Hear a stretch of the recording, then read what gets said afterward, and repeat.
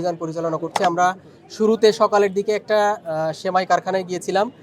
সেখানে তাদের বিএসটি এর কাগজপত্র ঠিক থাকলেও তাদের পরিবেশগত কিছু সমস্যা ছিল। তাদেরকে 10,000 টাকা অর্থদণ্ড করা হয়েছিল এবং তাদের সতর্ক করা হয়েছে যে তারা তাদের পরিবেশ উন্নত করে।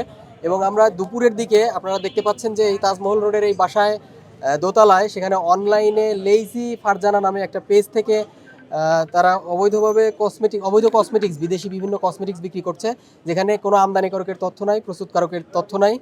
এগুলো বিদেশি কসমেটিক্স তারা অবৈধভাবে একটা বাসার মধ্যে, যেটা বিক্রি করার কথা না, তারা সেই কাজটা করছে এবং আমরা মালিককে পাইনি।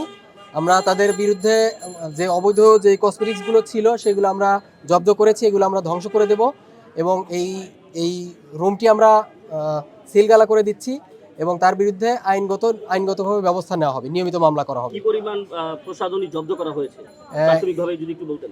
এইখানে প্রায় 70 কার্টুনের মতো বিভিন্ন ধরনের হোয়াইটেনিং ক্রিম, তারপরে ব্রেস্ট লার্জিং ক্রিম, এই টাইপের শ্যাম্পু, বিভিন্ন ধরনের হেয়ার অয়েল, বিভিন্ন ধরনের কসমেটিক্স, যেগুলো সবই অবৈধভাবে।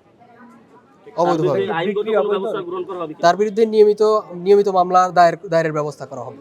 তারা এটি নিয়ম বহির্ভূতভাবে তারা এদেশে আমদানি করেছে, আমদানিকারকের কোনো তথ্য নাই। এটা নকলও হতে পারে, নকল হওয়ার সম্ভাবনাও রয়েছে, তবে কোনো আমদানিকারকের তথ্য নাই, এটা অবৈধ।